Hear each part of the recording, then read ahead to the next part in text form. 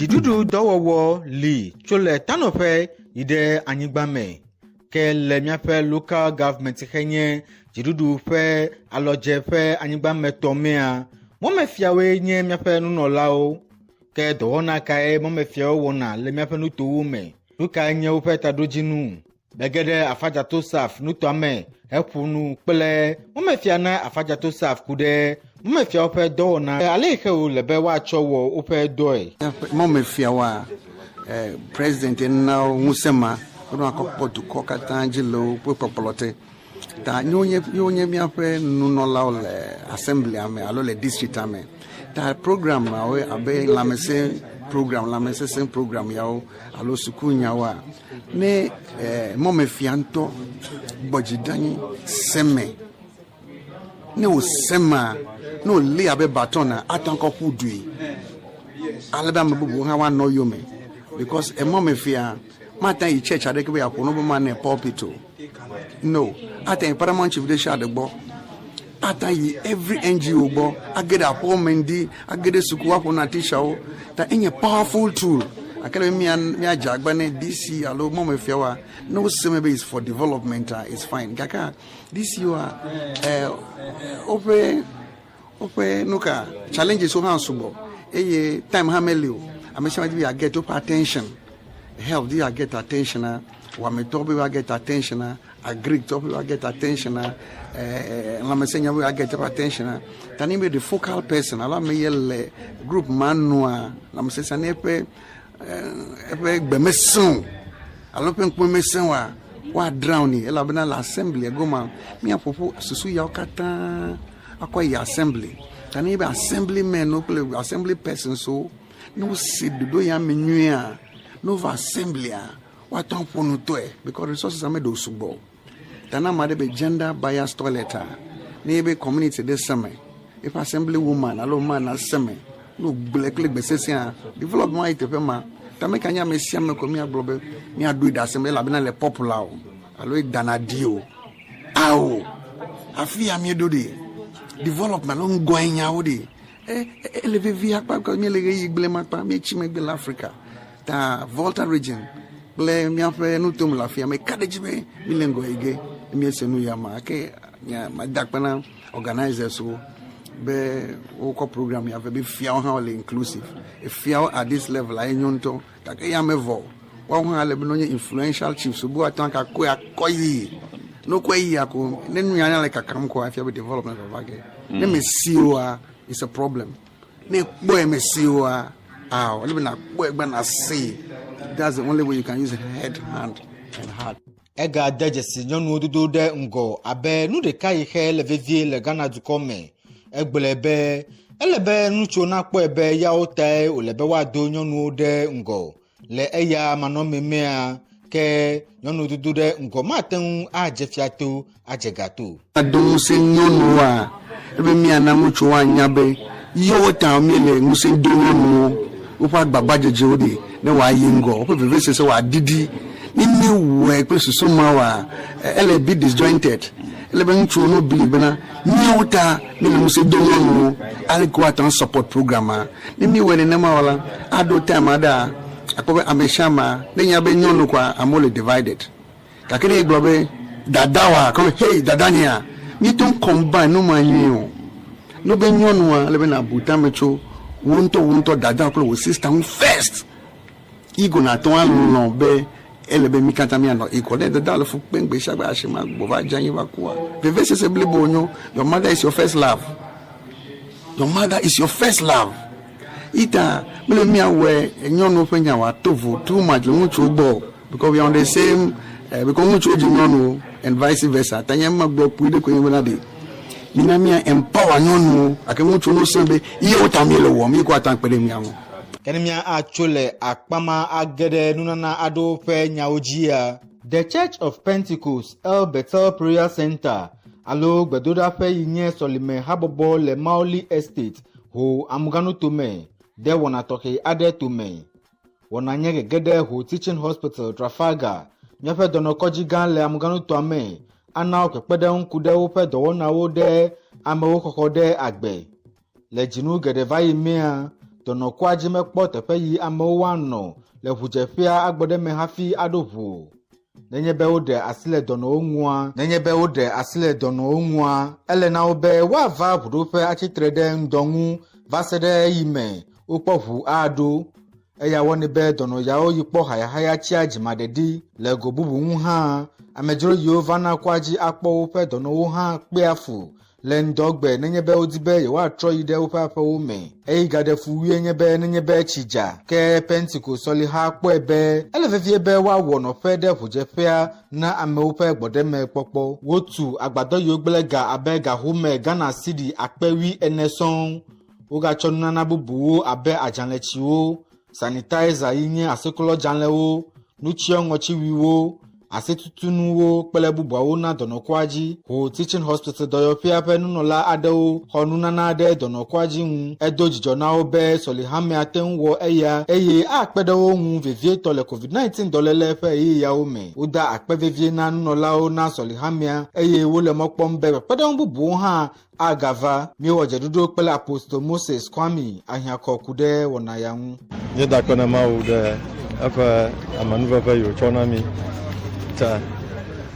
Nous avons la fille Agba, the Church of Pentecost, a better prayer center. Bon, alors nous avons la fille Katanya Region, Katanya Teaching Hospital. Et amocho tafagade, kama katavana fille. Et on va dire la fille. Et mais no va fia la ejejema be station ene okofu odofu vana dinada fia afi na de konji tefe yo no agboro ma vie alo cho konji va na ofumali harako fi ono no fujoma pelan kuranchi ba malio ta mauke dada fa jijiba owo ofujefe ya na ma de va na de konji alo cho konji va yima ote no fia adida ma vie afia do fa ajo eye manyama de ko ham dolele ka va ko ka makata nye COVID-19 plefa anyawo koreta ma la bobo ta esha ya la ba na ta kroshi aza sanitizer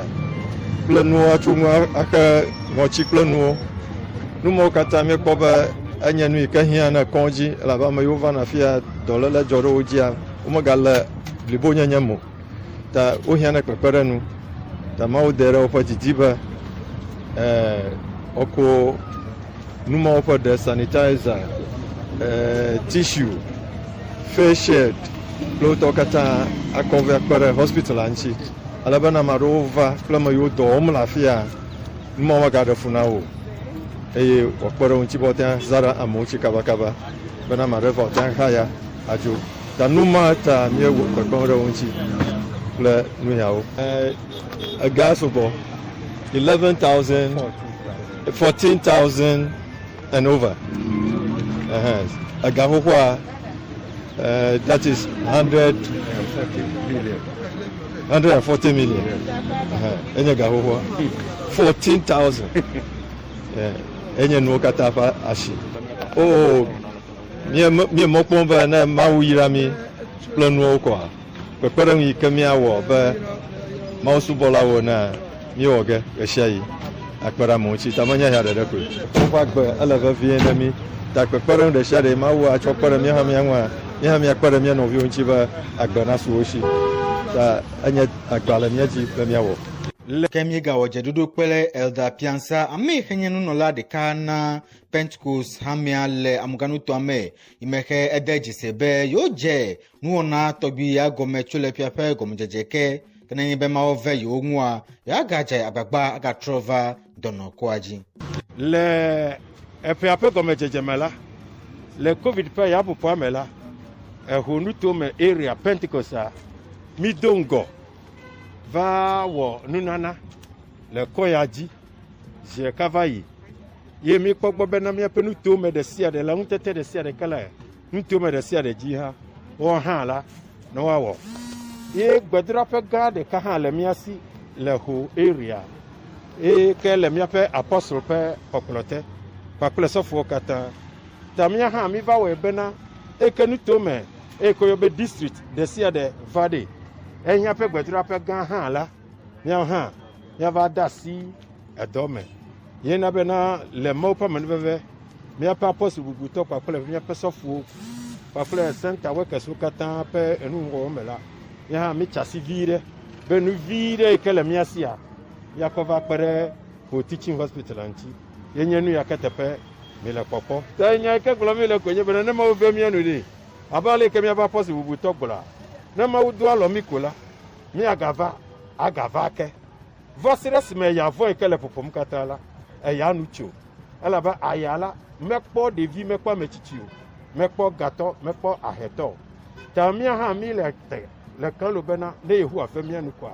nu ikamia wo achi ya popo ya nukola miawe achinu le covid-19 dolele pe nyaumia Ghana duko po jeside ame akpebla enevo eton alofa efe pelebla aden le covid-19 dolele pe nyaume ke ame akpebla enevo de ki alofa efe bla andrevo aden yawo nyame yokpo haya imehe ame alofa efe bla aden vo de ki yawo nye ame yotro megbe e mafiabe ame akpedeka alofa andrebla vevo eton yawe ganye ame yole dolele ape asime eye ame alofa de kabla adenvo aden yawe nye ame ye yoga dejesi bo covid-19 dolele lenkekepe adekume